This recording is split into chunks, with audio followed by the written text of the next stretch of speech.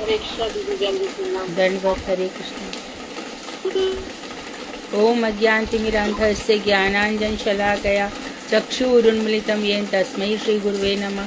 नमो महावदन्याय कृष्ण प्रेम प्रदायते कृष्णाय कृष्ण चैतन्य नामने गौरत्विषे नमः। हे कृष्ण करुणा सिंधु दीन बंधु जगतपते गोपेश गोपिका कांत राधा कांत नमोस्तुते। तप्त कांचन गौरांगी राधे वृंदावनेश्वरी वृषभानुसुते देवी प्रणमामि हरिप्रिय तवैवास्मि न जीवामि त्वया विना इति विज्ञाय राधे त्वं नय मां चरणान्तिकं गुरुवे गौरचन्द्राय राधिकायै तदालये कृष्णाय कृष्णभक्ताय तद्भक्ताय नमो नमः। वाञ्छाकल्पतरुभ्यश्च कृपा सिन्धुभ्येव च पतितानां पावनेभ्यो वैष्णवेभ्यो नमो नमः। श्री कृष्ण चैतन्य प्रभु नित्यानंद श्री अद्वैत गदाधर शिवासादि श्री गौर भक्त वृंद हरे कृष्ण कृष्ण कृष्ण हरे हरे हरे राम राम राम हरे हरे। नमो विष्णुपादाय सच्चिदानंद नामने गौर शक्ति स्वरूपाय रूपानुबराय। मैं सर्वप्रथम मध्य गुरुपाद पद्म परमाराध्यतम नित्य प्रविष्ट ओम विष्णुपाद अष्टोत्तर श्रीमद् भक्ति वेदांत श्री नारायण गोस्वामी महाराज मध्य शिक्षा गुरुपाद पद्म परमाराध्यतम नित्य प्रविष्ट ओम विष्णुपाद अष्टोत्तर श्रीमद् भक्ति वेदांत श्री वाम गोसाई महाराज के अभय चरणार्थ में अनंत अनंत कोटि जन्मत प्रणाम ज्ञापन कर उनकी ऐत कृपा की वांछा करती हूँ। मैं ग्रंथराज श्री भजन रहस्य सदैव रचेता ओम विष्णुपाद सत्यनारायण श्री भक्ति ठाकुर के चरणार्थ में असंख्य कोटि जन्मत प्रणाम कर उनकी ऐत कृपा की वांछा करती हूँ। मैं सभी वैष्णवियों के लिए यथायुग बंधन अभिवादन दंडवत प्रणाम करती हूँ। तो कल हमने माइक बंद कर लो अपना। संगीता जी, मेरा माइक चार्ज कर दीजिए। कृष्णा देवी का नाम एक दूसरा भी संगीता के नाम से ही है, वो खुला हुआ है।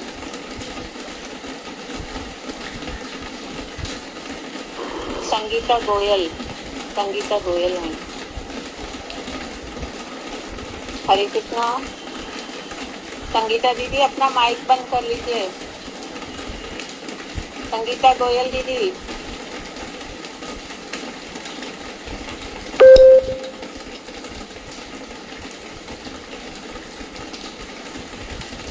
Thank you. तो कल हमने पढ़ा था कि जो अष्ट युगल हैं हरे कृष्ण से 4 पहली लाइन में और 4 दूसरी लाइन में, उनसे हमारे 8 भक्ति के स्तर जुड़े हुए हैं और उन्हीं से 8 शिक्षास्त्र के श्लोक जुड़े हुए हैं। ये बड़ी गंभीर बातें हमने पढ़ी। और फिर हमने पढ़ा था कि श्रद्धा साधु संग ये किस प्रकार से होते हैं। तो कृष्ण बनाने वाले बड़ी माइन्यूट स्टडी करे और कृष्ण ने पूछे भजन रहस्य के लिए आचार्य वर्ग कहते हैं जो इसको पढ़ता और सुनता है उसमें शुद्ध भक्ति का उदय हो जाता है। इसलिए हम बहुत डेडिकेशन के साथ इसको पढ़ेंगे और सुनेंगे। तो कल जो हमने पढ़ा था उसके लिए बता रहे हैं कि समर्चित अर्थात सम्यक रूप में अर्चित स्वयं भगवान अर्जुन से कहते हैं जिन भगवान की सम्यक रूप से अर्चना की गई है। तो हमारे अर्चन वंदन दास सख्य आत्मनिवेदन ये जो कुछ भी है कृष्ण के लिए है। पाठ अलग अलग हो गए। अक्रूर जी ने वंदन करके उनको पाया, प्रभु महाराज ने अर्चन करके उनको पाया, परीक्षित महाराज ने श्रवण करके उनको पाया, प्रहलाद ने कीर्तन करके। देखिए कथा में डिस्टर्ब नहीं करना चाहिए, ये भगवान की कथाएं हैं। हरे कृष्ण दीदी, पेज नंबर बता। पेज नंबर कौन सा है? पुरानी में 9 है, नई में 10 है। 9 पुरानी पुस्तक में 9 है, नई पुस्तक में 10 है। हम पढ़ रहे हैं भजन रहस्य वृत्ति। तो जिन भगवान ने को हमने सम्यक रूप से जिनकी पूजा कर दी है, तो स्वयं भगवान अर्जुन ने श्री कृष्ण से कहा, हे अर्जुन, अनेक जन्म में विधि नियम का पालन करके जो भगवान वासुदेव का अर्चन करते हैं विधि नियम का पालन करते हुए, अर्थात प्रातःकाल उठकर मंत्रों के साथ, पुरुष सूक्त इत्यादि के साथ, शुद्ध जल के साथ, बड़े शुद्ध जल से, तुलसी इत्यादि के साथ, शंख के साथ जो भगवान का अर्चन पूजन करता है, उनका चित्त काम आदि से विमुख हो जाता है। खुद भगवान ने ये बात कहा है कि भगवान के अर्चन करने से क्या हो जाता है, मन शुद्ध हो जाता है। तो जो घर परिवार अभी इतना अच्छा लगता था, उससे मन हटने लगता है ना। सभी का ऐसा होता होगा, मुझे लगता है। फिर क्यों? देखो, जहाँ कथा हो रही होती है, जहाँ श्रीमद् भागवत, ये सब दौड़े दौड़े चले आते हैं। और फिर ऐसा लगता है, हे भगवान, क्यों मैं नौकरी कर रहा हूँ, क्यों ये घर के ये कब मेरे से छूटेंगे। ये सभी के साथ होता है। जब भगवान का अर्चन करते हैं तो ऐसा होना बट नेचुरल, स्वाभाविक है। ऐसे व्यक्ति के हृदय में मुकुंद की स्फूर्ति होती है। यहाँ तक भी कह रहे हैं भक्ति विनोद ठाकुर, गुरुदेव कह रहे हैं अपनी कृति में, मुकुंद मुक्तिं ददाति इति मुकुंदाः, या उनका मुख कुंद के समान खिला हुआ है। ऐसे भगवान श्री कृष्ण हमारे हृदय में स्फुरित होने लगते हैं। सुबह उठते ही, अभी तो हमारे सामने अंधेरा ही है, कोई है नहीं, लेकिन श्री कृष्ण हमारे सामने, हमारे हृदय में स्फुरित हो जाते हैं। कनिष्ठ अधिकारी, ध्यान देंगे शब्द को। कनिष्ठ अधिकारी व्यक्ति का शुद्ध सदाचार एवं भगवत भक्ति में लाने के लिए शास्त्रों में उनके लिए अर्चन की व्यवस्था की गई है। जो कनिष्ठ अधिकारी हैं, अभी नाम में उनकी श्रद्धा नहीं हुई है, बहुत अधिक करते हैं, भगवान की तरफ आकर्षित हुए हैं, पूरे की पूरे नहीं हुए हैं, तो उनका ध्यान, उनको भगवान की भक्ति में लाने के लिए शास्त्रों में कहा गया है कि उनको पहले अर्चन कराया जाए, उनको पूजा इत्यादि कराई जाए। सबसे पहले एक हमारी गोपियां हैं जो राधा जी के कायधू से प्रकट हुई हैं, जो कि नित्य सिद्ध हैं, और एक हमारी गोपियां हैं जो कात्यायनी व्रत कर रही हैं। कात्यायनी व्रत करते समय ये गोपियां सुबह ही सुबह घर से निकल जाती थी। पौष मास में, अघन के पास पौष मास में इतनी सर्दी में ये घर से निकल जाती थी, और ठंड में तो क्या करती थी, यमुना नदी के किनारे जो रेती होती है, बालू, उसको समेटती थी, और एक कात्यायनी आचार्य ने कहा एक तरह से राधा जी ही है, उनका पूजन करती थी, विधि प्रकार से अर्चन करती थी, और रोज उनका विसर्जन कर देती थी मंत्रों के साथ। किसी का पैर ना पड़ जाए, किसी का कुछ हो ना जाए, है ना, अपराध ना हो जाए। तो इस तरह से कात्यायनी व्रत करते करते भगवान श्री कृष्ण से प्रसन्न हुए हैं। आना तो चाहिए था योग माया को या कात्यायनी देवी को, पर आए हैं स्वयं श्री कृष्ण, जिनके लिए पूजा। ये दरवाजा बंद करना, बहुत आवाज आ रही है, बारिश की आवाज बहुत आ रही है। ओ भाई, तो ऐसे व्यक्ति के हृदय में मुकुंद की स्फूर्ति होती है। कनिष्ठ अधिकारी व्यक्ति को शुद्ध सदाचार में लाने के लिए उसको सिखाया जाता है सब, है ना। जो नए नए आते हैं, बच्चे लोग आते हैं, जब नया कोई गृहस्थ भक्त भी आता है, उसको सदाचार सिखाया जाता है। और भगवत भक्ति में लाने के लिए शास्त्रों में वर्णन है, उनके लिए अर्चन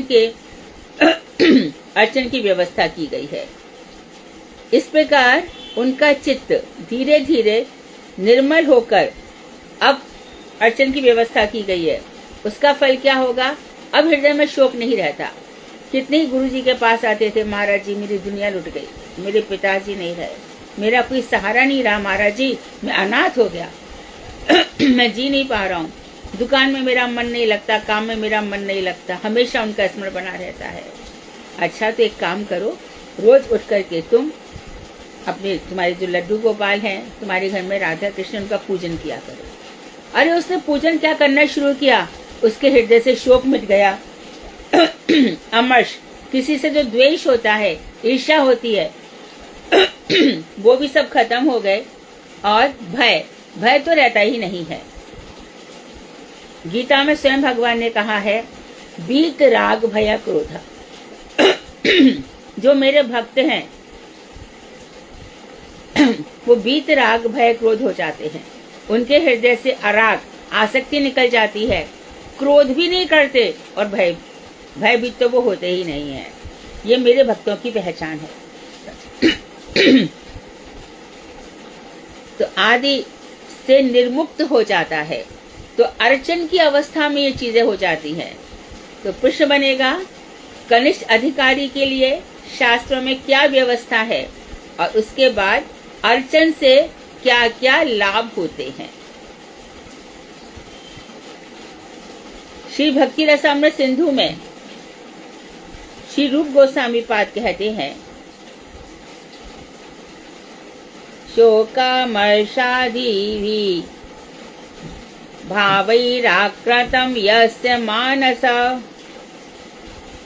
कथं तत्र मुकुन्दस्य स्फूर्ति संभावना भवेत्। यह है पूर्व विभाग की द्वितीय लहरी, 113 श्लोक।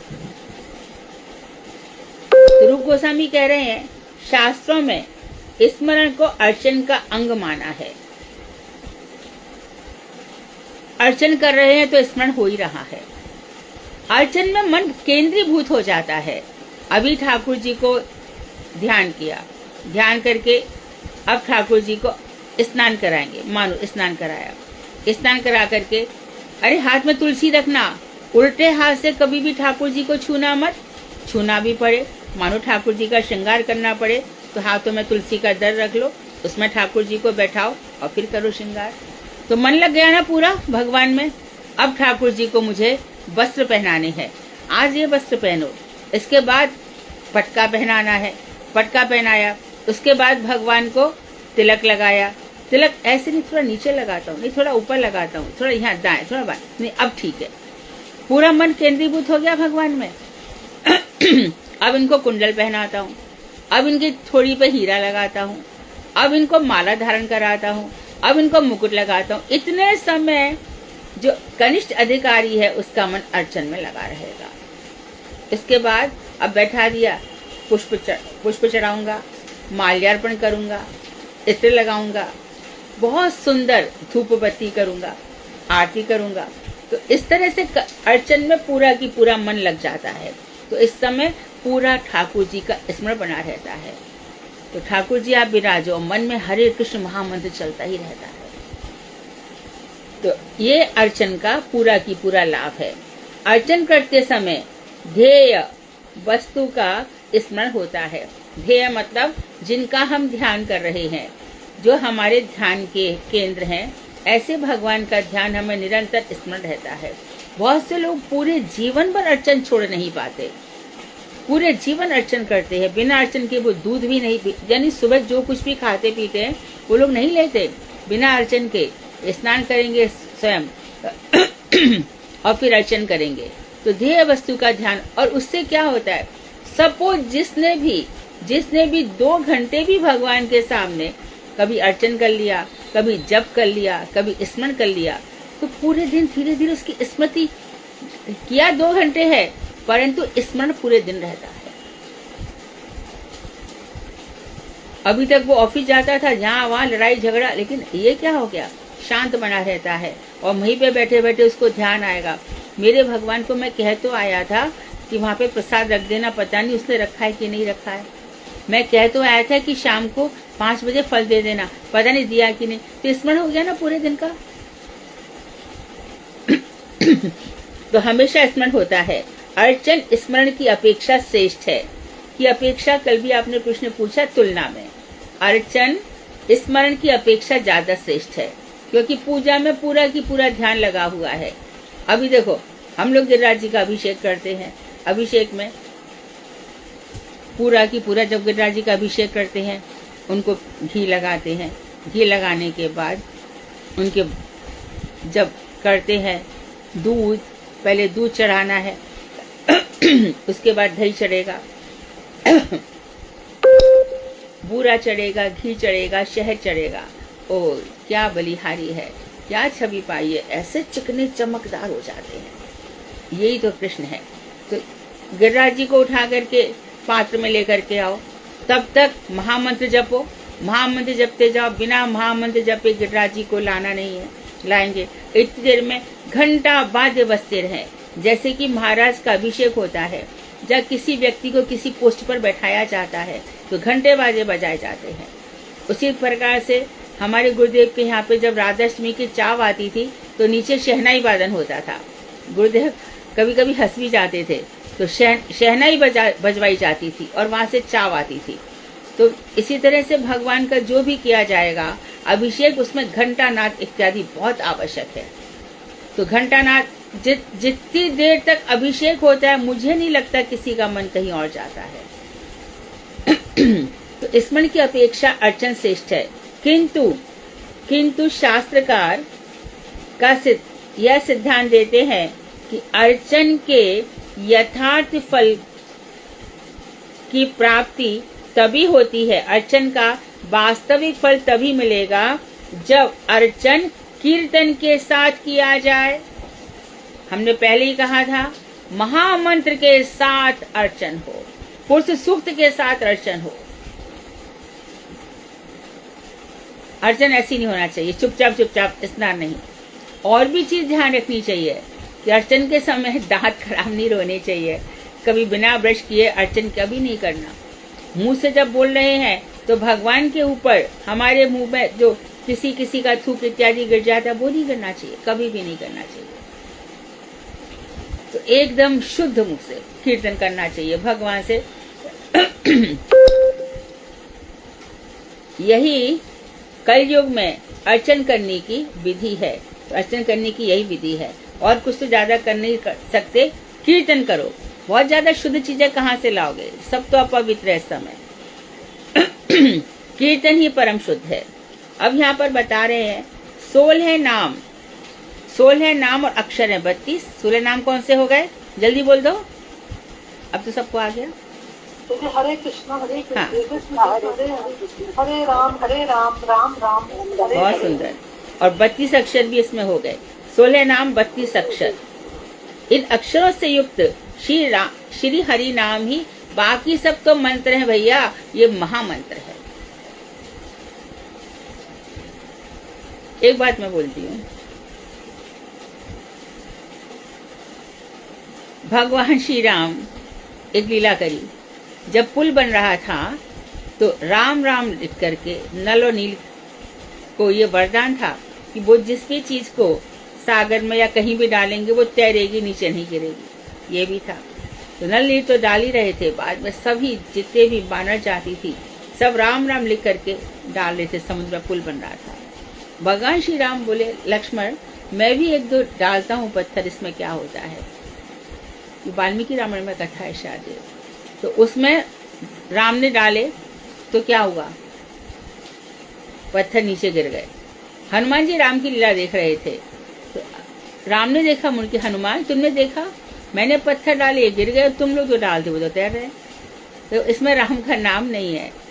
और हे प्रभु, जिसको आप छोड़ देते उसकी यही हालत होती है। तो नाम से भक्त तर जाते हैं। भगवान के राम नाम में इतनी शक्ति है कि सब तर जाते हैं। और एक चीज है, भगवान श्री राम ने कितनों को तारा होगा, सोचो खुद कितनों को तारा। अहिल्या तार दी, चलो बढ़िया बात है। हरदूषण तार दिए, बहुत ही अच्छी बात है। मारीच मामा को भी तार दिया। रावण को तो तारा नहीं है, वो तो अभी वापस शिशुपाल बन करके आएगा। लेकिन राम के नाम ने करोड़ों को तार दिया। अंत में निकला ये परिणाम, हरि से बड़ा हरि का नाम। तो भगवान का नाम भगवान से भी बहुत महिमाशाली है। तो जितनी नाम की महिमा हमारे अंदर आती है, श्रद्धा बढ़ती चली जाती है। तो यहाँ पर बता रहे हैं कि जो श्री हरि नाम है ये महामंत्र है। ये हरे कृष्ण महामंत्र। देखो अभी परसों किशोरी जी प्रकट होंगे, और वृषभानु जी महामंत्र जपते थे। मेरे पास एक बेटा तो है श्री रामा, बेटी नहीं है, मंत्र जपो। तो वृषभानु जी मंत्र जपा करते थे। तो रावल में अभी तो यमुना जी दूर चली गई हैं, यमुना पास में ही थी, और वहां पर स्वर्ण कमल में स्वर्ण देह वाली किशोरी जी एकदम सुंदर अंगूठा मुंह में डाले चली आ रही हैं। ये महामंत्र का प्रभाव है। महामंत्र महारणव है, महासमुद्र है, इसमें जो गोते लगाएगा वो तर जाएगा। तो राम नाम की, कृष्ण नाम की बहुत महिमा है। अजामिल का तो हम भागवत में उदाहरण पढ़ते ही हैं। तो जिस तरह से नाम संख्या कल भी पढ़ाई थी, कल भी बताया गया था कि हमारे पुराने प्रारब्ध नष्ट होते हैं, इसलिए हमें देर लग रही है। जब सब कुछ नष्ट वष्ट सब कुछ हो जाएगा, हृदय हमारा एकदम शुद्ध हो जाएगा, तो यही नाम हमें सीधा सीधा गोलोक धाम लेके जाएगा। और कोई सामर्थ्य नहीं है, कुछ भी हमको लेके नहीं जा सकता। तो श्री हरि नाम ही महामंत्र है। इसमें अष्टयुगल नाम है। श्रीमन महाप्रभु ने अष्टयुगल को शिक्षाष्टक के रूप में जगत में प्रकट किया है। प्रथम श्लोक से अष्टम श्लोक तक, अर्थात श्रद्धा से प्रेमावस्था तक पहुंचने के सोपान है, सीढ़ियां हैं। गिन लो, प्रेम तक पहुंच जाओ। श्रद्धा, साधु संग, गिनते जाओ।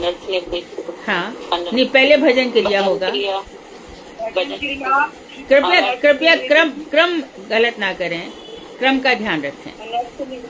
पहले भजन क्रिया, भजन होगा तभी तो अनर्थ मिटेंगे। आदर्श वृत्ति, निष्ठा, आसक्ति,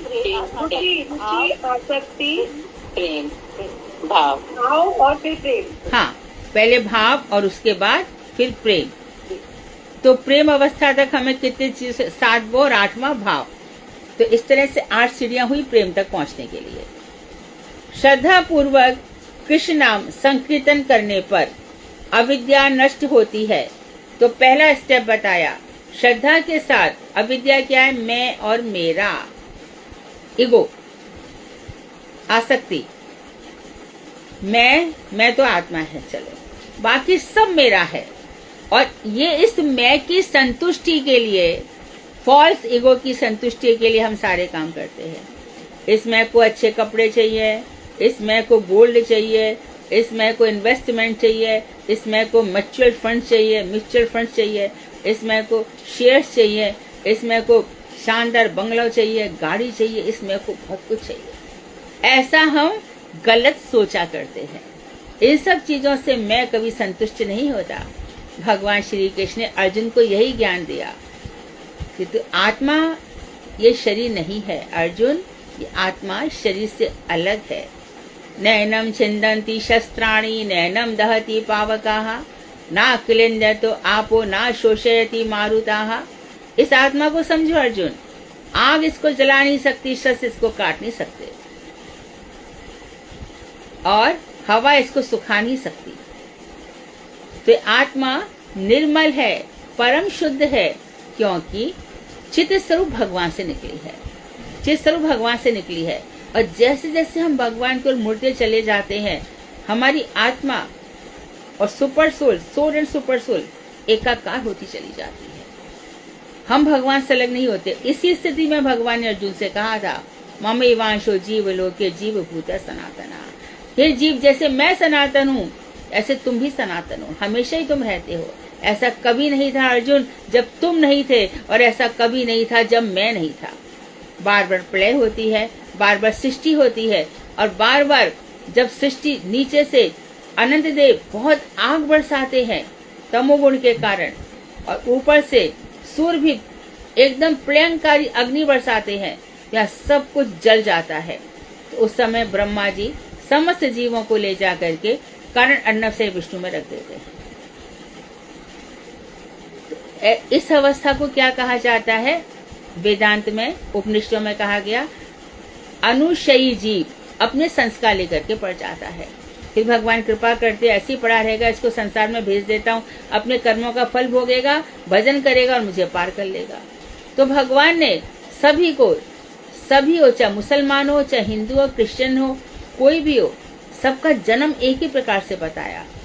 सबके यहाँ पर गर्भावस्था में बालक उल्टा पड़ा है, सप्तम महीना तक आते आते त्राही त्राही करता है, निकाल दो, अब मुझसे ही है, प्रसव पीड़ा सही नहीं चाहती, और उस समय बड़ी यंत्रणा के साथ निकलूंगा तो भगवान का भजन करूंगा। ये बात खुद भगवान ने कपिल मुनि के अवतार में अपनी मैया को बताई थी। हम भागवत सुनते हैं फिर भी हम भूल जाते हैं। तो जो आत्मा है ये मैं नहीं हूँ, आत्मा मैं हूँ, शरीर मैं नहीं हूँ। तो आत्मा के मैं ठीक है, मेरा सब गलत है। इस तुलसीदास जी ने क्या कहा जब रामचरितमानस लिख रहे थे, स्वांतः सुखाय तुलसी रघुनाथ गाथा, मैं अपने सुख के लिए कर रहा हूँ, मेरी आत्मा को परम सुख मिलता है। ये जो मेरा भजन है, मेरा अर्चन है, मेरा बंधन है। अक्रूर जी जा रहे हैं और सोच रहे हैं कि मैं उस वृंदावन धाम में जाऊंगा जहाँ भगवान श्री कृष्ण के 19 चरणों से चिन्हित मुझे पृथ्वी पर उनके चरण चिन्ह दिखाई देंगे।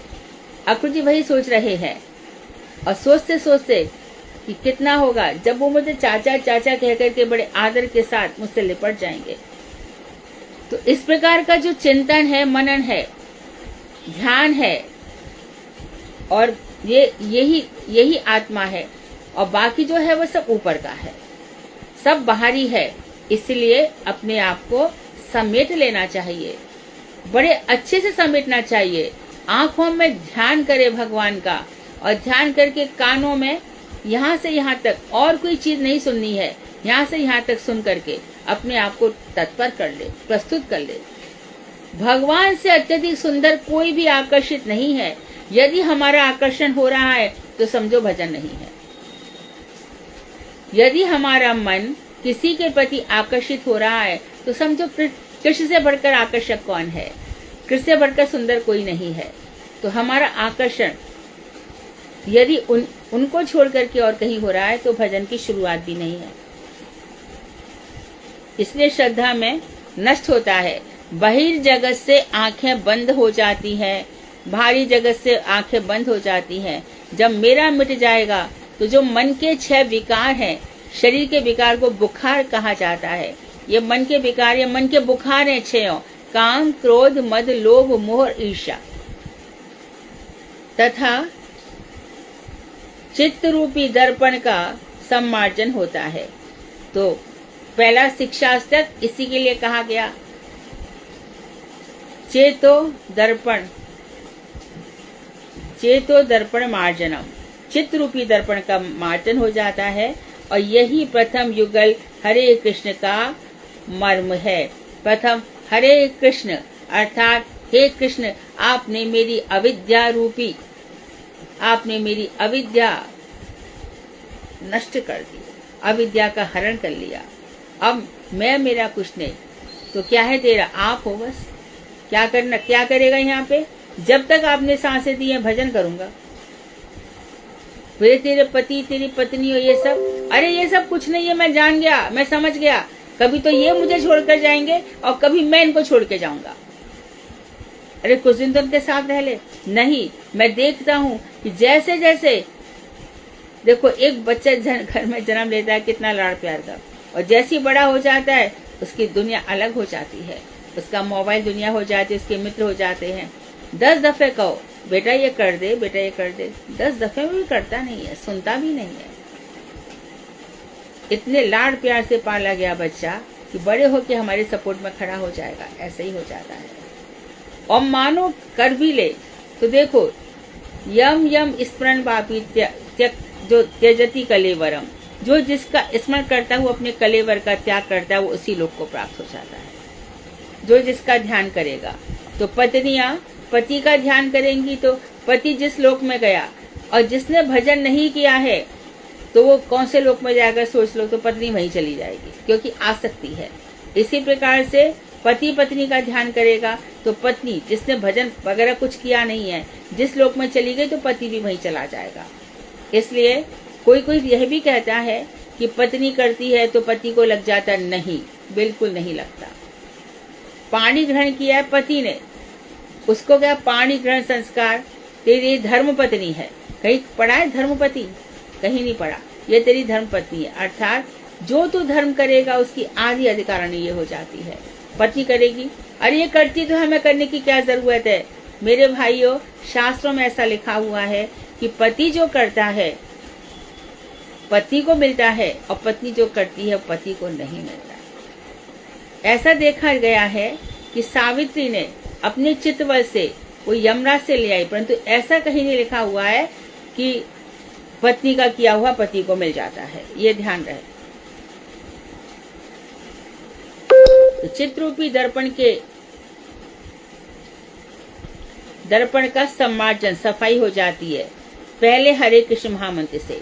तो पहली जो लाइन है हरे कृष्ण कृष्ण कृष्ण हरे हरे, ये साधन है, और दूसरी लाइन है हरे राम राम राम हरे हरे, ये साध्य है। हरे हरे बस राधा कृष्ण, और हम वहां पर कौन हो गए? किंकरी भाव से हम चले गए। अब कह रहे हैं दूसरे युगल की बात हम कर रहे हैं। पहले का हो गया अर्थ क्या है? दूसरे युगल हरे कृष्ण के द्वारा यह सूचित होता है कि इसमें कृपादि सारी शक्तियां हैं जो नाम कीर्तन करने वाले साधक के हृदय स्थित अविद्या को नष्ट कर साधु संग में हरि नाम संकीर्तन रूप भजन में अनुरक्ति पैदा करती है। तो अब दूसरा आ गया साधु संग।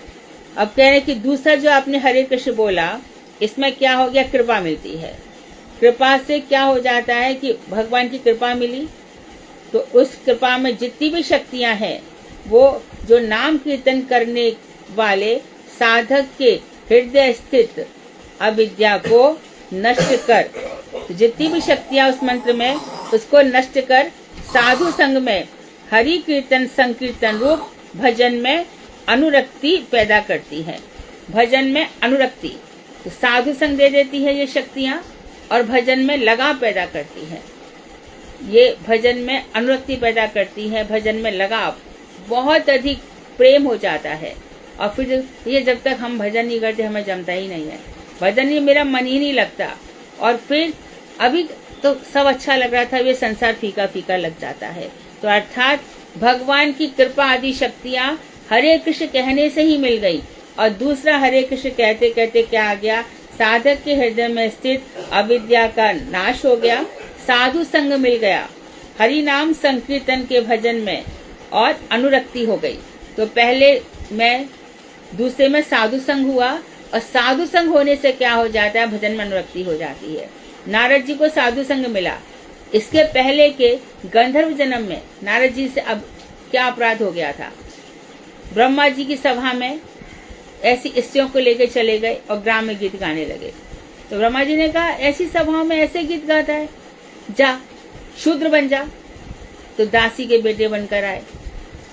तो वहां पर उनको कोई चांस ही नहीं था कि बचपन से लेकर के भजन करते, लेकिन उनकी मैया ऐसी जगह झाड़ू पोंछा बर्तन करती थी जहाँ साधु रहते थे। तो साधु संग मिला, और साधु संग मिलने के साथ ही अब भजन में अनुरक्ति पैदा हो गई।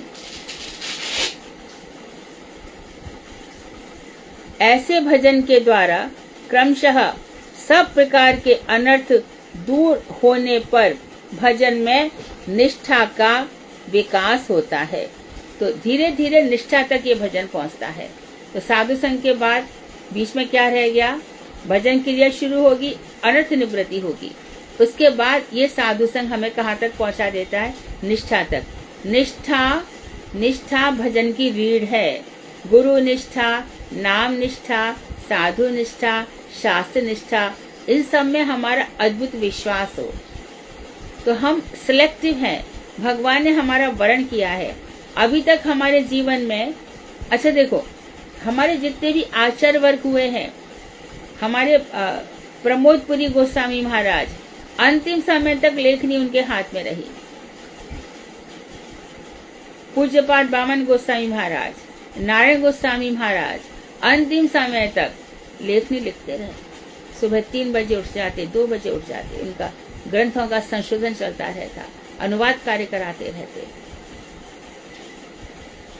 तो शास्त्रों में निष्ठा हमारी होनी चाहिए। यदि हमारे पास शास्त्र ना हो तो हम भजन करते समय क्या ध्यान करेंगे, क्या पढ़ेंगे, कुछ भी तो नहीं है हमारे पास। फिर हवा में बातें होगी भजन के नाम पर।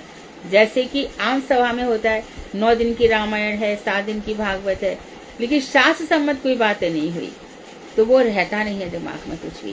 खाली नाच गाने याद रह जाते हैं और पंडित जी चौपाई बड़ी अच्छी बोल रहे थे वो याद रह जाता है, पर शास्त्र में कई हुई बातें हृदय में, शास्त्र हृदय में अंकित हो जाती है। कभी कभी हम कथा सुनते हैं, जैसे कि एक उदाहरण सुनो। सती जी है, सती जी गई यज्ञ में तो वहां पर उन्होंने प्राण विसर्जन किए। यहाँ पर जो मना अपनी अपनी बात कहता है। कोई कहता अरे भैया वो तो यज्ञ की चिता में जली गई, भस्म हो गई। ये कहाँ लिखा है शास्त्र में? यदि शास्त्र नहीं होता तो हम अपना करेक्शन कैसे करते? फिर कोई कहता है नहीं उन्होंने अपने ही शरीर से चिता प्रकट की। कोई कहता है नहीं ऐसा नहीं, पहले उन्होंने अपनी वायु अग्नि को नाभि चक्र से लिया, फिर नाभि चक्र से हृदय चक्र में आ गए, फिर मणिपुर चक्र में, फिर ध्यान योग के द्वारा अपनी योग अग्नि को प्रकट किया और फिर भस्मीभूत हो गए। तो हमें प्रमाण दिखाओ, शास्त्र में कहाँ लिखा है। फिर हम देखते हैं, तब हमें पता चलता है कि भैया हमें सच्ची कथा सुनाओ, सती जी की क्या कथा है। तो ये सती कौन है? यही पार्वती बन के आई कि हाँ शास्त्र में ये लिखा है, यही पार्वती बनकर आई थी। तो शंकर जी मुंडमाला पहने रहते हैं गले में। तो नारद जी ने पार्वती जी को जाके छेड़ दिया। पार्वती, कभी शंकर जी से पूछा है आपने कि किसकी मुंडमाला धारण करते हैं, या उन्होंने कभी अपने आप से बताया है? ना मैंने पूछा, उन्होंने बताया। बोले यही तो बात है, आप तो पूछो कि किस किस की माला पहन रहे हैं वो। अब वहां से चल दिए, उतनी देर में शंकर जी भी आ गए। और जैसे नारद जी निकले वहां से और शंकर जी से पूछा आपके घर में सब ठीक है, तो शंकर जी बोले आप आ रहे हैं वहां से तो देखते हैं क्या ठीक है और क्या नहीं है, आप वहां पे क्या करके आए जाकर पता चलेगा। तो जैसे वहां पर पहुंचे हैं तो पार्वती रुष्ट हुई पड़ी है। क्या हो गया पार्वती? अभी नारद आए थे, कुछ कह गए थे क्या? बोले नहीं नारद क्यों कहेंगे, मैं आपसे पूछती हूँ आपके यहाँ पर ये मुंडमाला ये किसके मुंड धारण कर रखे हैं आपने? तो एक जगह लिखा है कि जो भी महावैष्णव होता है, एक मैंने किसका प्रभुपाद जी का ही पढ़ा था शायद, कि जब वो अपना शरीर छोड़ता है तब उसके जो मुंड होते हैं वो शंकर जी धारण कर लेते थे। और या फिर पार्वती से उन्होंने कहा कि देखो सती इत्यादि रूपों में तुम कितनी ही बार तुमने शरीर छोड़े हैं, और जब जब तुम शरीर छोड़ती हो तुम्हारी मुंडमाला को मैं धारण कर लेता हूं। तो ये सब चीजें हमें कहां से मिली? शास्त्रों से। तो शास्त्रों में निष्ठा होगी। शास्त्री हमें बताते हैं आचार्यवान पुरुषो वेद, जो आचार्यों से रहता है, सदाचार से रहता है, उसी कोई गुरु समझो। वेद पुराण उपनिषद ये सब शास्त्र हैं। इन्हीं का मंथन करके क्या निकला? श्रीमद् भागवत। ये शास्त्र है, शास्त्री हमें बताते हैं आराध्यो ब्रजेस्तनया तद्धाम वृंदावनम। ब्रजेस्तनय हमारे आराध्य देव हैं। गीता नहीं होती तो हमें क्या पढ़ने को मिलता? तो वो महामूर्ख है जो ये कहते हैं कि जप ही करो। देखो जप को लेकर के तो फिर भक्ति विनोद ठाकुर को इतने शास्त्र लिखने की क्या आवश्यकता थी, क्या जरूरत थी? गुरुदेव अंतिम समय तक ये जो ग्रंथ लिख के नहीं गए, आज हम गौड़ीय जितने भी हैं, हमारा सिर बड़ा गर्व से ऊंचा होता है क्योंकि हमारे पास शास्त्र है, हमारे पास वेदांत है, हमारे पास भागवत है, हमारे पास चैतन्य चैतामृत है, हमारे पास सारे ग्रंथ हैं।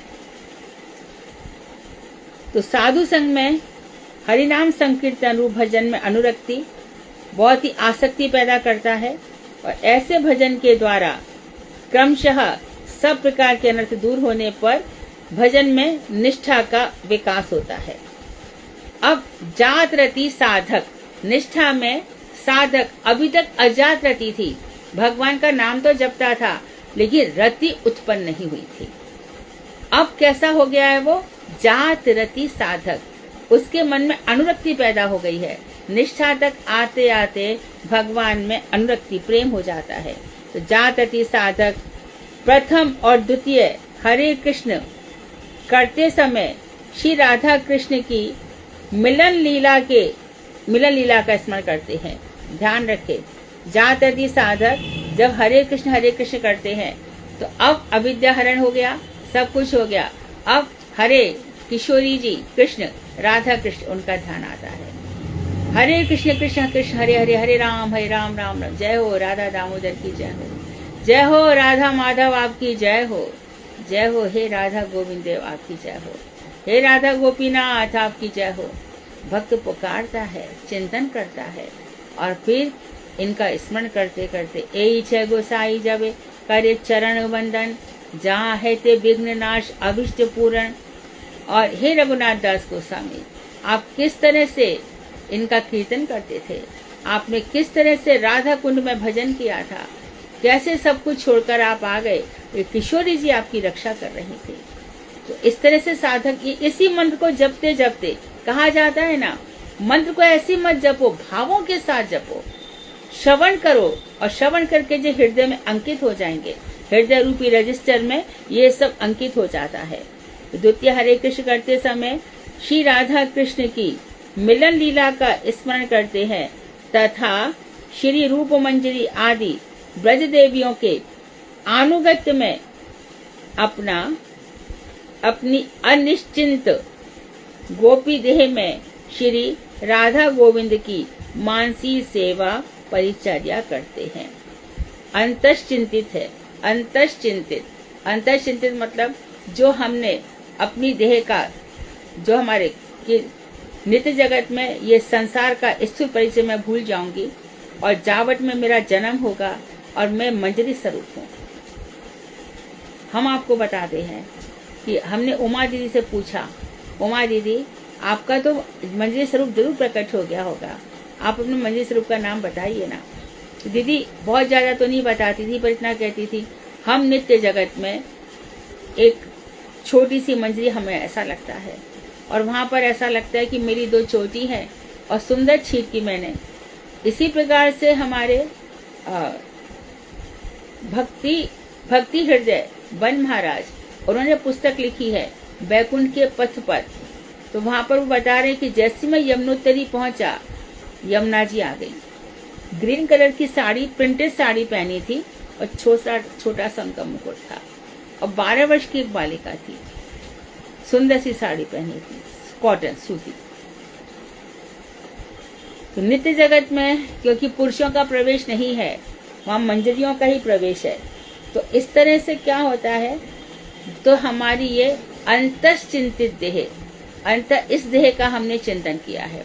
इस देह के चिंतन में बहुत सारी लीलाएं सुनने को मिलती है, जैसे कि राधा कुंड के पास अंतश्चिंतित देह से गिरिराज जी को, श्री कृष्ण को इत्र चढ़ाया गया, लेकिन भूल से इत्र की बोतल टूट गई, और पूरा राधा कुंड, क्योंकि कोई साधारण इत्र तो था नहीं, मानस इत्र था, सारा राधा कुंड सुवासित हो गया। तो हम जाएंगे वहां पे इन लोगों का चिंतन करेंगे। इसी प्रकार से अंतर्चिंतित देह से ये जो है ना, कौन से ठाकुर जी हैं जिनका मुंह जल गया, हम जाते हैं ना उधर पुरी में, जिनका हाथ भी जल गया, मुंह भी जल गया, महाप्रभु जाते थे ना, आलानाथ ठाकुर जी का देखो यहाँ का होठ जला। ये सब मानसिक चिंतन में है। मानसिक चिंतन में ये तो घटना कुछ ही समय पहले की है, जब एक बाबा जी भजन करते करते थे, तो उसी समय उनको कृष्ण दिखाई दिए और कृष्ण के पीछे भागे, और भागे तो उनकी जो दाढ़ी थी, तो दो प्रकार के भक्त होते हैं। एक तो बिल्कुल ही सब हटा देते हैं, खाली एक शिखा रखते हैं, केश बिल्कुल नहीं रखते। एक पांच सब केश रहते हैं, उनके केशों को नहीं हटाते, दाढ़ी भी रहेगी, बाल भी रहेगी, सभी जहाँ जहाँ कहीं भी रोम होते हैं उनको हटाते नहीं है। तो वही वाले बाबा थे, तो उनकी जटाएं थी, जटाएं उलझ गई तो बाबा निकाल ले, अरे जाने फंसाइए वही निकालेगो। अब कृष्ण कह रहे क्या करूं, ये तो मानेगो ना है, मुझे जानो पड़ेगो छुड़ावे के तई। तो कृष्ण आए, छुड़ाने लगे। तो उन्होंने कही बहुत अच्छी बात है आप आए, आपने मेरी दाढ़ी उलझाई, ये भी बात सही है, परंतु जो आपको काम ना है तो किशोरी जी चाहिए मुझे, तो ना मैं तो ऐसे ही पड़ो रहूंगा। तो कृष्ण को हंसी आ गई, मुस्कुरा गए। ये घटना तो अभी की है, ये तो सभी को ही पता है ये वाली घटना। तो इस तरह से भगवान किस तरह से भक्त के हृदय के खूब आनंद लेते हैं, भक्त के हृदय की भावनाओं का। उनसे प्यार करके तो देखो, उनको अपना बना के तो देखो, उनकी सेवा तो करके देखो। मन में तो जंजाल पाल रखा है, ना जाने कैसी कैसी बातें पल रही है। तो कृष्ण कहाँ आएंगे, जगह ही नहीं है उनको आने के लिए। वो आके करेंगे क्या, वो देखेंगे हाँ साल 2 साल हो गया, मेरे अलावा इसका और कोई चिंतन नहीं है, अब तो मैं आऊंगा, अब मैं नहीं रुक सकूंगा। अनुब्रजा में हम भक्तों के पीछे पीछे मैं भागता हूँ। तो ये होगी अंतश्चिंतित है, जहाँ पर भगवान श्री कृष्ण के हम नित्य दास हैं। ये वाले नहीं जो संसार में चल रहे हैं, कि सारी उपाधियां मिट जाती है। मैं स्त्री हूँ, मैं पुरुष हूँ, मैं दादी हूँ, मैं चाची हूँ, मैं पत्नी हूँ, ये सब वहां पे नहीं रहता। शरीर का कोई धर्म वहां पे नहीं रहता।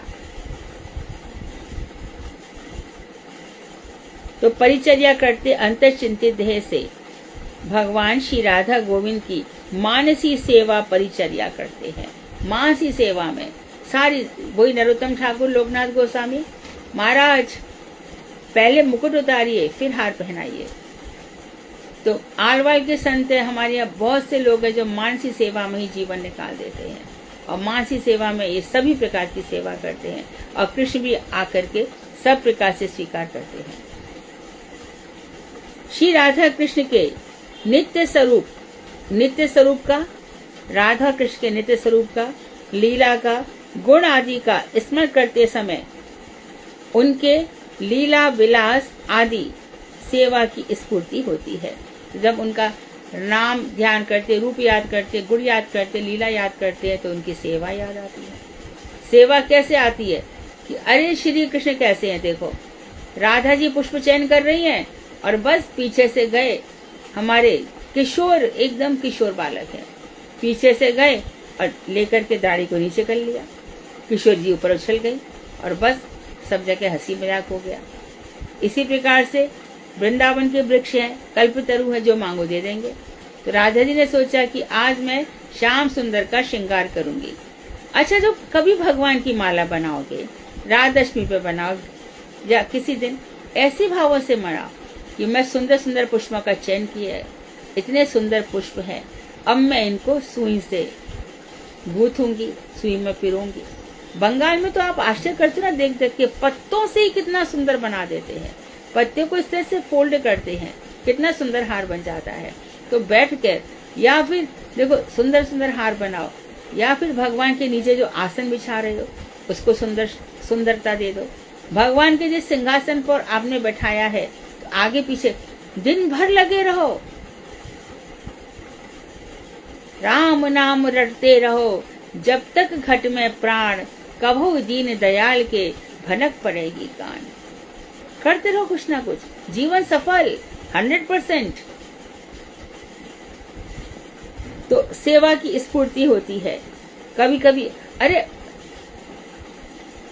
कोई छोटा बच्चा कुछ बोल दे घर में कि आज घर में ये बना दो, भैया हमारे कृष्ण की इच्छा हुई है, देख इसके मुंह से कृष्ण कहलवाया है, आज तो इसने कहा खीर खाऊं, खीर ही बनाओ, चलो आज इसने ये मांगा, कृष्ण, ये कृष्ण ही मांग रहे हैं, कोई भी आकर के कह दे। तो यह सर्वाविष्ट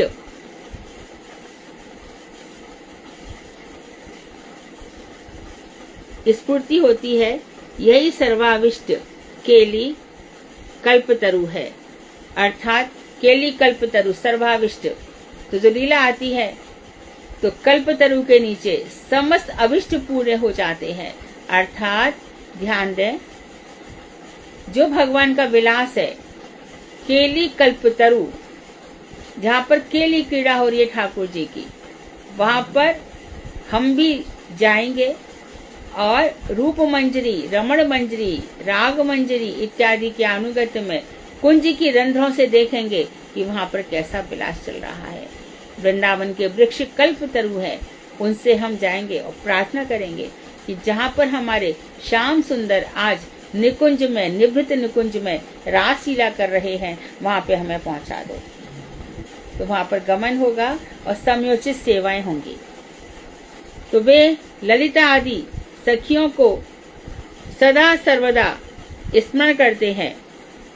तो ललिता जी इन सब सखियों को स्मरण करते हैं, अर्थात सिद्ध देह में ललिता आदि सखियों के अनुगत्य में सब परिचर्या का अनुसरण करते हैं, सेवा परिचर्या का अनुसरण करते हैं। तो ये सब सेवाएं कहाँ पे मिलती है हमें, कौन कौन से ग्रंथों में क्या क्या सेवा है? तो हम देखते हैं कि बिलाप कुसुमांजलि में बहुत सेवा लिखी है, संकल्प कल्पद्रुम में बहुत सेवा है, उत्कलिका वल्लरी में बहुत सेवाएं हैं। ऐसे सेवाओं के कई सारे ग्रंथ हैं। अजात रति साधक, जिसमें अभी रति उत्पन्न नहीं हुई है, साधक निरंतर हरे कृष्ण नाम करने से उसके अनर्थ दूर होकर उसमें निष्ठा का विकास होता है। निश्चला बुद्धि उदित होती है। निश्चला अर्थात व्यवसायत्मिका बुद्धि अब हटेगी नहीं। अब तो हरि नाम रट लागी, अब तो हरि नाम रट लग गई है, अब ये थोड़ी हटने वाली है। अरे कितने कष्ट आ रहे हैं, क्या किया भगवान ने तेरे लिए, तुझे क्या पता, अपना काम करना, मैं मेरा देखूंगी। कुछ तो किया नहीं, जैसा था वैसा। 10 साल पहले भी तेरी हालत अभी भी, तू देख, तू छोड़ना मेरे मन की। मैं देखा कि 10 साल पहले कितना संसार का क्या क्या भरा पड़ा था, आज मन कितना शुद्ध हो गया।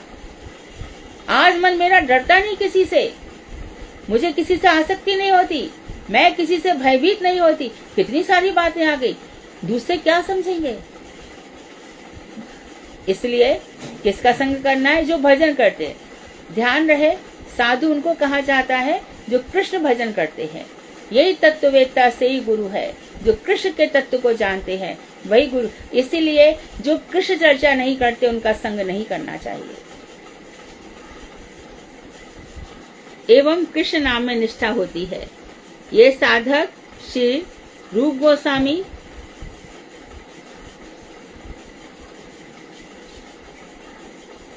और श्री रघुनाथ दास गोस्वामी आदि शुद्ध भक्तों के सेवा, आदर्श तथा चरित्र का अनुशीलन करते हैं। इन लोगों ने कैसे सेवा करी? तो हमारे गुरुदेव कैसे रूप रघुनाथ को पकड़ के बैठे थे, सनातन गोस्वामी को पकड़ के बैठे थे।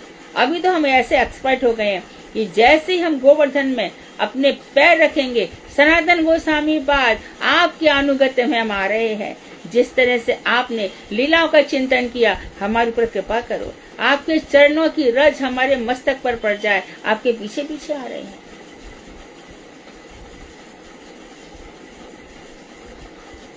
उन लोगों का अनुकरण मत करो जो रास्ते चलते लोगों, बच्चों को पकड़ रहे हैं अपना ध्यान छोड़ करके, अपना ये सब करके। बिल्कुल साथ मत करो ऐसे लोगों का। तुम्हारे मन में ये सब भाव होने चाहिए। फिर एक जन के, अरे तू इस गोवर्धन से कुछ मांग ले, तेरे ऊपर बड़े कष्ट आ रहे हैं ना, यहाँ पे तेरे पास मकान नहीं है ना, मकान बना ले इधर, तेरे पास ये नहीं है ना, ये कर ले। ऐसे लोगों का साथ मत करना, क्योंकि नश्वर है ना। मिल भी जाएगा तो क्या हो जाएगा, यही तो रह जाएगा। और जिसको जो भगवान को देना है वो देंगे ही। जन्म किस लिए हुआ है? इच्छाओं की पूर्ति के लिए तो हुआ है। जो इच्छा करके आए थे उसी की पूर्ति होगी, आज नहीं तो कल होना तो है ही।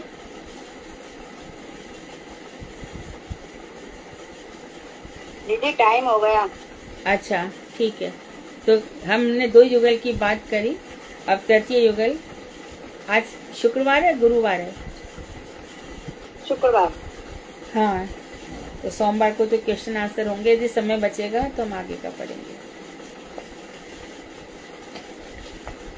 वांछाकल्पतरुवैश्य कृपा सिन्धुभ्यो च पतितानां पावनेभ्यो वैष्णवेभ्यो नमः। नदी की दंडवत प्रणाम। राधे राधे। दीदी हम जैसे अर्चन करते हैं, जैसे राधा जी को करवा रहे हैं, तो उसमें वो भी बोल सकते हैं कृपा राधा कृपा कटाक्ष। हाँ हाँ बोल सकते हो, क्यों नहीं। और जब ठाकुर जी का करा रहे हैं तो नमामि नंद नंदन। हाँ हाँ बोल सकते हैं। ठीक है दीदी।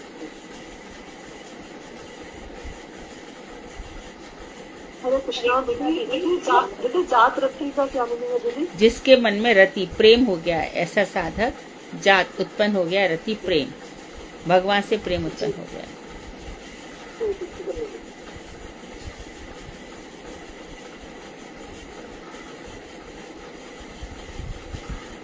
हरे कृष्णा दीदी, दर्शना। हाँ। दीदी अजात रति साधक मतलब वही ना, जात जिनमें रति का साधक अपोजिट, नहीं जिसके है। अंदर प्रेम उत्पन्न नहीं हुआ है। नहीं हुआ दीदी, धन्यवाद।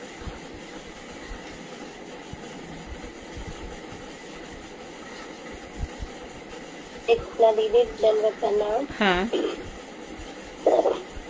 दीदी ये आस्वादन चित्र संख्या पूर्वक क्या महत्व है दीदी? क्या क्या क्या कह रही हैं आप? दीदी ये ज्ञानी कौन सा प्रश्न है? आस्वादन रचित का संख्या पूर्वक नाम गणगान निपुण विशेष वैराग, इसका क्या महत्व है दीदी? संख्या पूर्वक नाम जाप करने से विषयों से वैराग्य हो जाता है। वैराग मतलब एक तरह का वैराग हो जाता है। हाँ, संसार अच्छा नहीं लगता। ठीक है। हरे कृष्णा दीदी, दंडवत प्रणाम। हम्म। हरे कृष्णा दीदी। दीदी केली कल्पत्रु मतलब समझा दे।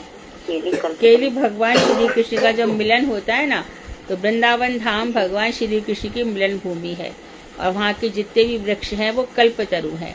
तो वृंदावन धाम में जाकर के जब हम भजन करते हैं तो आप वृक्षों से प्रार्थना करते हैं कि जहाँ पर भगवान श्री कृष्ण का मिलन होता है उनके कुंजों में हमारा वास करा दो।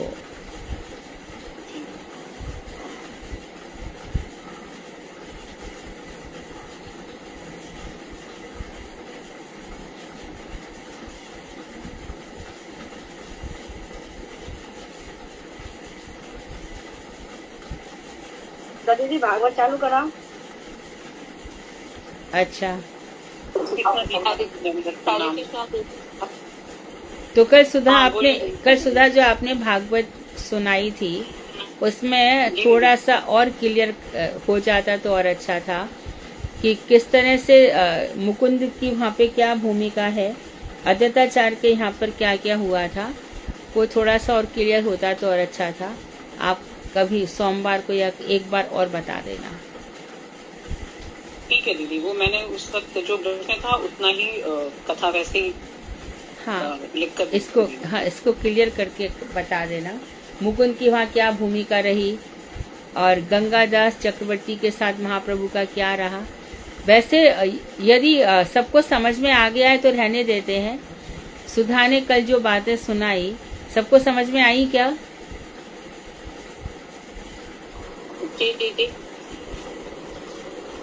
साधना के अतिरिक्त और उसमें एक करवाना नहीं था, उसमें इससे ज्यादा नहीं था। अब थोड़ा सा द्वादश अध्याय में है आज जो मैं करूंगी मुकुंद प्रभु जी के बारे में। साधना के अतिरिक्त और लोगों को समझ में आया सुधा ने जो बताया? दीदी मेरे भी आया। आ गया ना, फिर ठीक, फिर रहने देना सुधा। हाँ, फिर रहने दो। यदि सबको समझ में आ गया है तो फिर रहने दो। अद्वैताचार्य के यहाँ पे क्या हुआ था, वहाँ पे क्या चल रहा था, यदि सबको ही समझ में आ गया है तो फिर हम तो सभी के लिए करवा रहे हैं।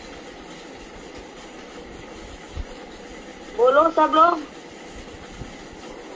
जी दीदी, हरे कृष्णा दीदी। जिसका ज्यादा वोट होगा कोई माना जाएगा। बोलो सब। जी दीदी आ गया। इसके लिए दीदी वो भी है जिनके पास ग्रंथ नहीं है, जिन जो पहली बार सुन रहे हैं शायद वो थोड़ा सा दीदी लैंग्वेज करवा लीजिए। हरे कृष्णा दीदी तो बिल्कुल सुनना था, मैंने क्लास ही नहीं ली पाई। जी दीदी करवा देते। करवा दे दोबारा। देखो इसमें एक ग्रुप तो ऐसा है जिसने ग्रंथ पढ़ा हुआ है, साथ में उनके पास ग्रंथ भी है। तो यदि वो सीख लेते हैं और यदि वो समझ लेते हैं कि हमको आ गया तो ये बड़ी बात है। हम उनसे नहीं पूछना चाहते हैं, हम उनसे पूछना चाहते हैं जो वास्तव में हम ये चाहते हैं कि चैतन्य भागवत भी साइमल्टेनियसली सब समझे क्या है। आप लोग नवद्वीप जाते हो, वहाँ पर यदि चैतन्य भागवत पढ़ लोगे, सुन लोगे, तो वहाँ पर जाने का और भी अधिक आकर्षण बढ़ेगा, और भी अधिक प्रेम बढ़ेगा, वहाँ की महिमा समझ में आएगी। और ये लोग इतना परिश्रम कर रहे हैं, लिखते हैं, पहले नोट्स बनाते हैं, फिर तुम लोग को सुनाते हैं, तो इनका परिश्रम तभी सफल होगा जब आपकी समझ में आएगा। बहुत परिश्रम करते हैं लोग, पूरी कथा लिखते हैं, प्रैक्टिस करते हैं कि देख देंगे, नहीं तो मधुरी बोलेंगे इतना समय लगा दिया, इसका कुछ कट करते हैं, कुछ ऐड करते हैं, तो 3-4 बार प्रैक्टिस के बाद फिर लोग कथा सुनाते हैं। तो हमारा उद्देश्य यही है कि सब कथा को समझो। तो महाप्रभु की बाल लीला है, ये सुंदर है।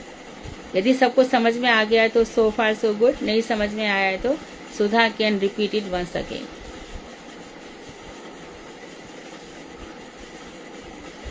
You want it to be repeated? आप लोग फिर से सुनना चाहते हैं?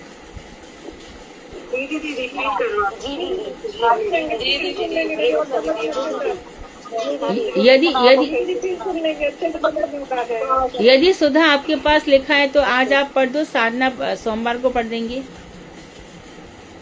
दीदी मेरे पास वही कथा है जो मैंने कल पढ़ी थी। हाँ। अलग से ये डिटेल में नहीं है, अगर ये चाहिए तो फिर मेरे को डिटेल बनाना पड़ेगा। इनका इंट्रोडक्शन सबका, मुकुंदन जी का, गंगादास पंडित जी और अद्वैताचार्य जी। हाँ, इन सब के डिटेल बनाना पड़ेगा। बना के फिर इनको ऐसे पढ़ाओ सुधा, जैसे टीचर बच्चों को पढ़ाती है ना, तो ऐसे समझाओ सब चीजें, है ना, तो इनके दिमाग में बैठ जाएगा।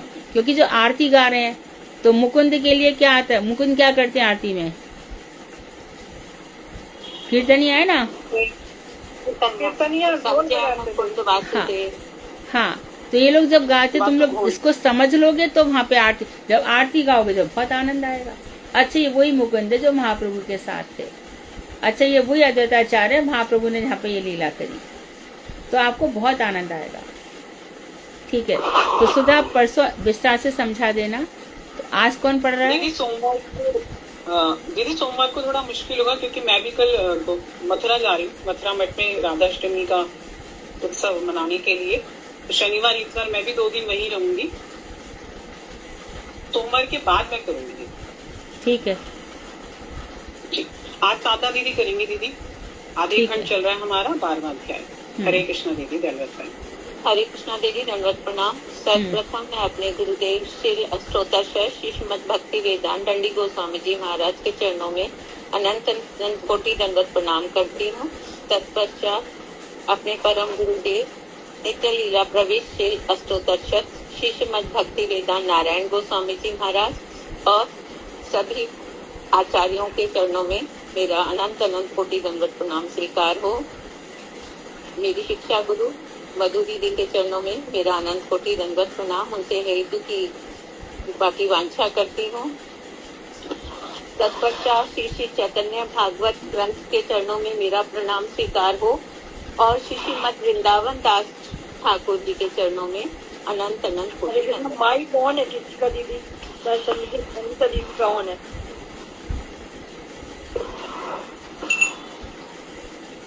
संगीता दीदी अपना माइक प्लीज बंद कर दीजिए, थैंक यू। सर्वप्रथम दीदी इस कथा में महाप्रभु ने बहुत सारे लोगों पर कृपा की है। संजय मुकुंद जी के ऊपर भी कृपा की है, गदाधर पंडित जी के ऊपर कृपा की है, धोबी के ऊपर, जुलाहे के ऊपर, माला गुंथन करने वालों के ऊपर। तो ये थोड़ी सी कथा लंबी है, तो जहाँ आपको लगे कि आज ही तो मैं वहाँ रुक जाऊंगी दीदी। सर्वप्रथम हमारे जो ग्रंथकार हैं श्री श्रीमद वृंदावन दास ठाकुर जी ने महाप्रभु श्री गौर सुंदर और उनके अनुचरों की जय की है और श्री गौर सुंदर नवद्वीप में निरंतर ग्रंथ अनुशीलन करने लगे। वहाँ कोई भी अध्यापक उनके समान प्रश्न की मीमांसा करने में समर्थ नहीं था। यद्यपि वे केवल व्याकरण शास्त्र का अध्ययन और अध्यापन कराते थे, लेकिन भट्टाचार्य जो कि महापंडित थे उनको भी तुच्छ मानते थे। प्रभु अपने अनुगत महाभाग्यवान शिष्यों को साथ लेकर नगर नगर में भ्रमण करते थे। एक दिन संयोगवश उनका मुकुंद से मिलन हो गया। उस समय प्रभु उनका हाथ पकड़कर कहने लगे, तुम मुझे देखते ही क्यों भागते हो? देखें, आज तुम मुझे बिना तत्व ज्ञान दिए कैसे जाते हो। मुकुंद सोचने लगे, आज मैं अलंकार शास्त्र की बात पूछकर इनको हराऊंगा, ताकि फिर यह कभी मेरे आगे अपना गर्व प्रकाशित नहीं करेंगे। तो महाप्रभु जो बचपन में थे, महाप्रभु इस समय 14-15 वर्ष के हैं और नया ही न्याय पढ़ाते थे, नव्य न्याय। और क्योंकि कृष्ण है ना साक्षात, तो वो क्या करते थे कि ग्रंथों का हाँ ये ठीक है, ये ठीक है, और फिर खुद ही स्थापना, अरे ये बिल्कुल गलत है, ऐसा हो ही नहीं सकता, ऐसा कहते थे। तो मुकुंद ने सोचा कि चलो ये न्याय जानते, मैं इनको अलंकारिक शास्त्र पढ़ाऊंगा, व्याकरण पढ़ाऊंगा, फिर देखते कि उसमें इनका अधिकार है नहीं, और बाद में फिर ना इनसे खंडन होगा ना मंडन होगा, और मेरा इनसे पीछा छूट जाएगा। ऐसा मुकुंद ने विचार किया। तब मुकुंद ने प्रभु के साथ प्रश्नोत्तर आरंभ किए। मुकुंद कठिन कठिन कवित्व पढ़कर उनमें से अलंकार पूछने लगे। सर्वशक्ति संपन्न अवतार श्रेष्ठ श्री गौरचंद्र ने उन सब अलंकारों का खंडन कर उनमें दोष निकाल दिए। हाँ, जैसे कि आप लोग जानते हैं ना, सबने 10वीं तक तो वाल्मीकि अलंकार सबने पढ़ा होगा। एक जैसे अलंकार है, चारू चंद्र की चंचल किरणें खेल रही थी जल थल में। कौन सा अलंकार है यहाँ पर? अनुप्रास अलंकार दीदी। अनुप्रास अलंकार है, राइट। बंदो चरण कमल रघुराई, कौन सा अलंकार है? बंदो चरण कमल रघुराई, हाँ, रूपक अलंकार है। तो इस तरह से जो अलंकार होते थे, मानहु चंद्र छड़ाका लेकर चांद चांदी की आंखों में आज रहा हो काजल रे। मानहु चंद्र शलाका लेकर, मानहु कौन सा हो गया? नहीं, मानव आ गया तो उत्प्रेक्षा हो गया। और यम कौन सा हो गया? कनक कनक ते 100 गुनी मादकता अधिकार, या खाए बोराए जग बापाए। तो इस तरह से कविता सुनाते थे बड़ी बड़ी, और उनसे पूछते थे कि अब बताओ इसमें कौन सा अलंकार है, कौन सा छंद है, कौन सा कवित्व है। साजी चतुरंग वीर रंग में तुरंग चर, सरजा शिवाजी जंग जीतन चलत है।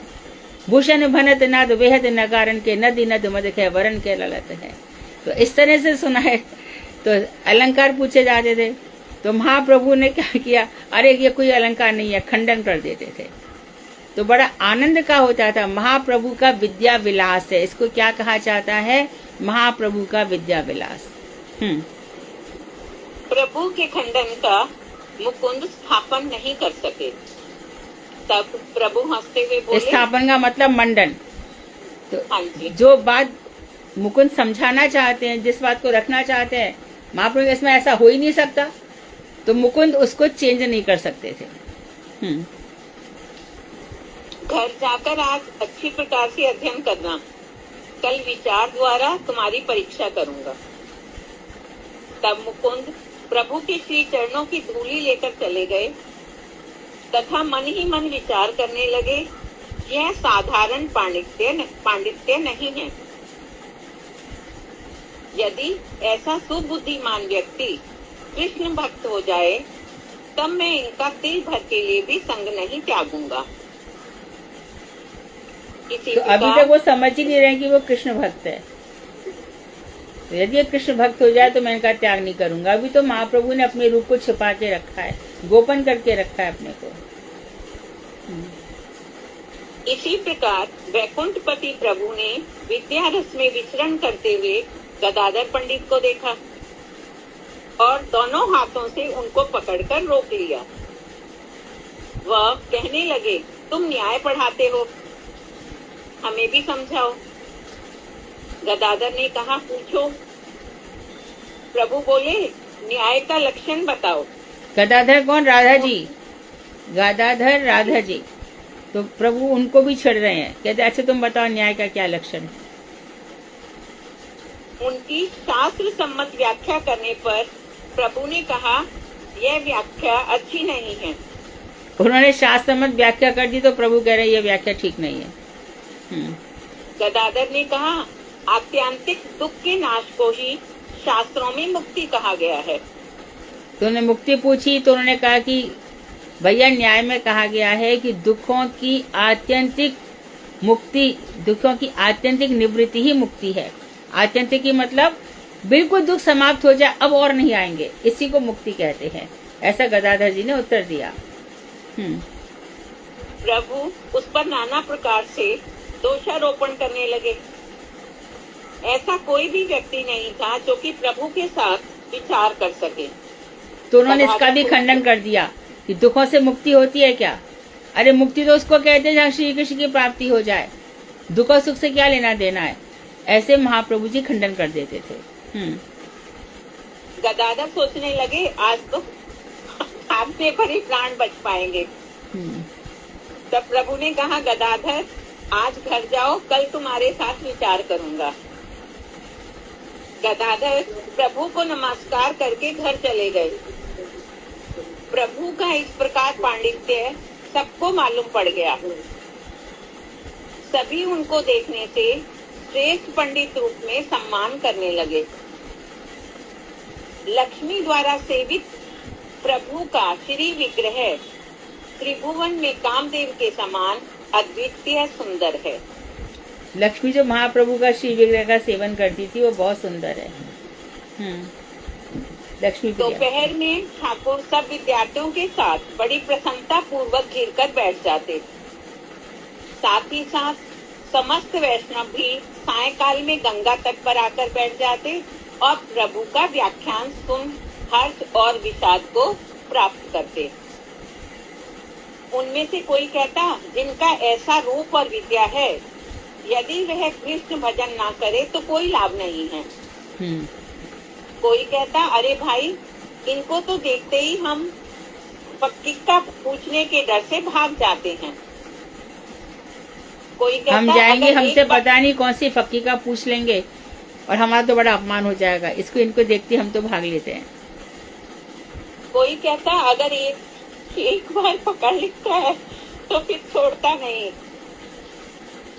और कोई कहता लगता है इस ब्राह्मण में अमानुषी शक्ति है। फिर कहते इनको देखकर तो मन में प्रसन्नता होती है, लेकिन दुख इस बात का है कि यह कृष्ण को नहीं भजते। इनको देख के लगता तो बहुत अच्छा है, परंतु कृष्ण को नहीं भजते। और भैया कोई कोई डर जाता था कि एक बार पकड़ लेगा तो छोड़ेगा नहीं। सभी वैष्णव गंगा को दंडवत प्रणाम कर कहते कि इनकी श्री कृष्ण में रति हो और फिर इनका संग हम सबको प्राप्त हो। अंतर्यामी प्रभु सबके हृदय की बात जानते हैं। वे भक्तों के आशीर्वाद को शिरोधार्य करते। श्री वासादी भक्तों को देखते ही प्रभु नमस्कार करते।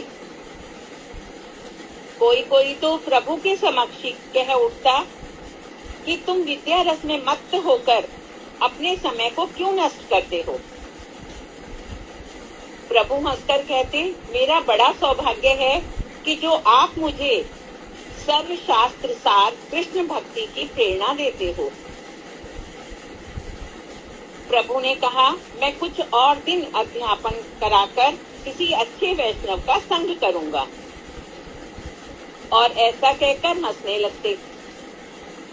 लेकिन प्रभु की माया के कारण कोई उन्हें पहचान नहीं पाता। ठाकुर ने सबके चित्त का हरण किया हुआ था।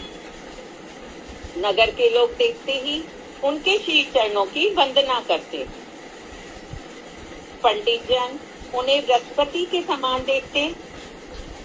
योगी उनका सिद्ध रूप में दर्शन करते। स्त्रियां उन्हें साक्षात कामदेव के रूप में दर्शन करती। लेकिन दुष्ट लोग उनका महाकाल यम के समान दर्शन करते। जिसका प्रभु के साथ एक दिन के लिए भी संग हो जाता, वह उनके साथ प्रीतिबद्ध हो जाता। कितना और बाकी है साधना? जी दीदी, अभी तो इसमें दीदी 4-5 पेज हैं दीदी। और कितने पढ़ लिए तुमने? दीदी दूसरा खत्म हुआ है। 2 पेज खत्म हुए हैं। जी 1 पेज और पढ़ दो। ठीक है। यद्यपि प्रभु विद्या रस क्रीड़ा में प्रचुर अहंकार प्रदर्शित करते थे, लेकिन फिर भी सब लोग उनसे प्रीति करते। यहाँ तक कि यवन भी प्रभु को देखकर प्रीति करते थे। वैकुंठनाथ श्री गौर सुंदर भाग्यवान मुकुंद संजय के घर विद्यार्थियों को विद्या अध्यापन कराते हुए बहुत प्रकार से पक्ष एवं प्रतिपक्ष से सूत्रों का मंडन और खंडन करते थे। यह देखकर मुकुंद संजय गोष्ठी के साथ आनंदित होते। विद्या विलास करके ठाकुर घर आ जाते। एक दिन श्रीमन महाप्रभु महावायु रोग के बहाने प्रेम भक्ति के समस्त विकारों को प्रकट करते हुए अलौकिक शब्द बोलने लगे। कभी लोटपोट होने लगते, कभी हंसते, कभी हुंकार भरते, कभी ताल ठोकते, कभी जिसको सामने देखते उसी को मारने लगते और कभी घर को ही तोड़ने फोड़ने लग जाते। फिर थोड़ी देर के बाद समस्त अंग स्तंभाकृति हो जाते तथा कभी ऐसी मूर्छा होती कि लोग देखकर डर जाते। प्रभु की वायु विकार की बात सुनकर सब लोग दौड़ आते और रोग का प्रतिकार करने लगते। बुद्धिमंत खान व मुकुंद संजय भी गोष्ठी सहित रोग का सुनकर उनके घर आए। कोई उनके सिर में विष्णु तेल लगाता तो कोई नारायण तेल। प्रभु अपनी इच्छा से ही सब लीला करते हैं, फिर अन्य कोई कैसे प्रतिकार कर सकता है। प्रभु ने कहा, मैं ही सर्वेश्वर हूँ, मैंने ही विश्व को धारण किया हुआ है। मैं वही हूँ, लेकिन मुझे कोई नहीं पहचानता। वायु रोग के बहाने ईश्वरत्व प्रकाश करने पर भी मायावश कोई उन्हें पहचान नहीं पाया। किसी ने कहा इनमें किसी दानव का प्रवेश हो गया है, तो किसी ने कहा यह डाकिनी का काम है। फिर सभी लोग अनेक प्रकार के तेल लगाने लगे और शरीर में तेल लगाने के लिए उनको तेल के बड़े बर्तन में रख दिया। इस प्रकार थोड़ी देर तक वायु विकार लीला कर प्रभु अपने स्वाभाविक रूप में आ गए। सभी आनंद से हरि हरि ध्वनि करने लगे और कहने लगे, निमाई पंडित चिरंजीव रहें। सभी वैष्णवों ने कहा, हे वत्स, यह शरीर अनित्य और क्षणभंगुर है, अतः श्री कृष्ण चरणों का भजन किया करो। उनकी बातें सुनकर प्रभु हंसकर अपने शिष्यों को पढ़ाने के लिए चल दिए। दीदी यहाँ तक 3 पेज हो गए। ठीक है। हरे कृष्णा दीदी, दंडवत प्रणाम। वांछा कल्पतरुभ्यश्च कृपा सिंधुभ्य एव च पतितानां पावनेभ्यो वैष्णवेभ्यो नमो नमः। दंडवत प्रणाम। ठीक है। कीर्तन आज अनुराधा दीदी करेंगी दीदी। हरे कृष्णा दीदी, दंडवत प्रणाम। धन्यवाद। हरे कृष्णा, सबको धर्म प्रणाम। श्री ललिता अष्टकम। राधा मुकुंद पद संभव धर्म बिंदु निर्मक्ष नौ उपकरणी कृत्य दे लक्षाम उतुंग सहोद्र विशेष वंशास प्रबलम देवीं गुणेषु ललितां ललितां नमामि। राखा सुधा किरण मंडल कांति दंडी भक्त सियम चकित चारु चमोरु नेत्रम राधा प्रसादन विधान कला प्रसिद्धम देवीं गुणेषु ललितां ललितां नमामि। लाश उलसत भुजंग शस्त्रु पतत चित्र पंथा सुखाभरण कंचुलिका कांची अंगिम गोरोचना रुचि विहरम गौरी माणम देवीं गुणेषु ललितां नमामि दूते भजेन्द्र तनये तनुसोष्टे बाम्यं माँ दक्षिणा भव कलन नीलाय वाय राधे गिरिं सुरुहितां शिक्षयन्तीं देवीं गुणेषु ललितां नमामि राधामपि व्रजपते कृतम् आत्मजेन पूतं मनागपि विलोके विलोहिताचिं भाङ्गे भङ्गीतम् अचिरेण विलज्जयन्तीं देवीं गुणेषु ललितां नमामि वात्सल्य वृन्द वसतिं पशुपाल आज्ञां सख्यानुशिक्षण कलासु गुरुं सखीनां राधा बल अविरज जीवित निर्वेश शेषां देवीं गुणेषु ललितां नमामि यां कामपि व्रजकुले वृषभानुजाया पेच्छं सपक्ष पद्मीम् अनुरुद्धमानां तद्दिष्ट घटयेन कृतान्ते अग्निं देवीं गुणेषु ललितां नमामि राधा भजेन्द्र सुत संगम रंगचर्या वर्या विनिश्चितम् अखिलम् उत्सवेभ्यं तां गोकुल प्रिय सखीनुकुर मुख्यां देवीं गुणेषु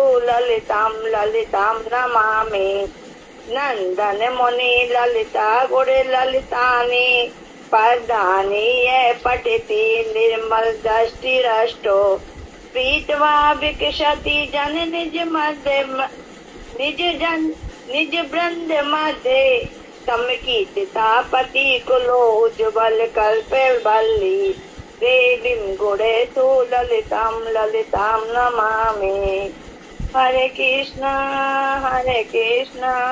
कृष्ण कृष्ण हरे हरे हरे राम राम राम हरे हरे। हरे कृष्णा जी, धन्यवाद। ठीक, धन्यवाद। हरे कृष्णा। तो ललिता सप्तमी के दिन आप लोग भी अष्टक गा सकते हैं। दीदी हाँ। जैसे आज कथा में वो परम गुरुदेव बता रहे थे कि जो ललिता जी हैं राधा रानी से 27 दिन बड़ी हैं, तो दीदी फिर तो मतलब एक दिन पहले कैसे होती है ये? खुद गुरु जब भी ये बात होती है वो कॉम्प्लिकेशंस रहते ही हैं उसमें, तो उसमें तिथि के हिसाब से चलना पड़ेगा, क्योंकि 27 दिन पहले सप्तमी नहीं हो सकती किसी भी हालत में। सप्तमी होगी 29 दिन, है ना। तो ये ऐसे ही कॉम्प्लिकेशंस रहते ही हैं, परंतु शास्त्रों में ऐसा लिखा है तो मानना पड़ेगा, और कुछ रास्ता नहीं है। और जो गुरुदेव कह रहे हैं वो भी हमें स्वीकार करना पड़ेगा। क्या कहा गुरु जी ने? गुरुदेव हर बार कथा में ये बताते हैं कि 27 दिन बड़ी है, और फिर इनका आज उन्होंने ये भी बताया कि एक दिन पहले क्यों होता है। तो हम इसको नहीं जान के, जो जैसा आपने बोला शास्त्रों में जो लिखा है वो भी मानना है, और वो जो एक दिन पहले उनकी तिथि आती सप्तमी, हमें वो भी मानना है, हमें उसे ही मनाना है। तो शास्त्र में वही तो लिखा है कि 27 दिन पहले है। हाँ, तो वो 27 दिन को हाँ, अभी क्या कर सकते हैं, है एक दिन पहले, ये बात निश्चित है। अब बहुत से लोग कहते हैं कि वो एक महीना 15 दिन छोटी है राधा जी, परंतु हमारे गौड़ी आचार्य कहते हैं कि मात्र 15 दिन छोटी है, क्योंकि नारद जी जब ब्रह्मवैवर्त पुराण में आया है कि नारद जी ढूंढते ढूंढते पहुंचे कि कृष्ण आए तो उनकी शक्ति भी अवश्य आई होगी, तो 15 दिन के अंदर ही राधा जी आ गई थी।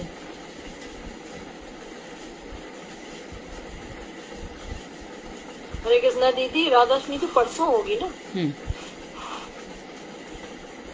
खूब बढ़िया बढ़िया खिलाना उनको, खीर खिलाना, रबड़ी खिलाना, मालपुआ खिलाना। किशोरी जी, आपने वो बता, हरे कृष्णा दीदी अभी से लड्डू बना लिए मैंने दादाजी के लिए, बहुत सुंदर। आज तो हमारे यहाँ चावल लेने आ रहे हैं दीदी मठ से। किसके यहाँ पे? हमारे यहाँ आ रहे हैं दीदी, मतलब हमारे यहाँ खोड़ा में आएंगे, फिर कल अशोक नगर जाएंगे, नोएडा मठ से। अच्छा, नोएडा मठ से आ रहे हैं। बढ़िया से बढ़िया चाप देना, गाजे बाजे के साथ, खूब बढ़िया। हाँ दीदी, हाँ मैंने तैयारी की है। बहुत सुंदर। हमारे गुरुजी के समय 7 जगह, एक दफे हम लोग बम्बई से भी चाव लेकर के पहुंचे थे और हम लोग हरे कृष्णा दीदी, कल हमारी तरफ भी आएंगे अशोकनगर में। बढ़िया है, अच्छे से देना, खूब बढ़िया, सीधा ही, दीदी बस बहुत आपकी सुंदर कृपा ढंग से बनी देना। रहे। हाँ, अच्छे से करना एकदम। किशोरी जी के लिए चाप जा रही है, आपका जीवन धन्य है। और भावों के साथ, पैसा तो बहुत लोगों के पास होता है, कुछ काम नहीं आता वो पैसा। भाव सबसे बड़ी चीज है। सुंदर सुंदर वस्तु बना करके उनको देना। और दीदी परम गुरुदेव बहुत ही प्रसन्न होते हैं। जितना मतलब अपनी जितनी वो लगा दो राधा रानी के लिए, वो भी हाँ। कम है। परम गुरुदेव बहुत खुश होते हैं। हाँ, ठीक है, तो अच्छे से राधाष्टमी करना सब लोग।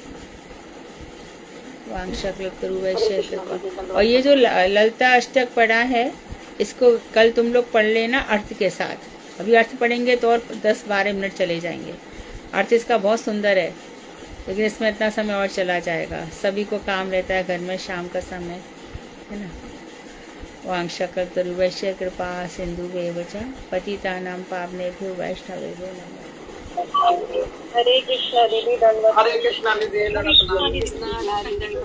धन्यवाद। हरे कृष्ण।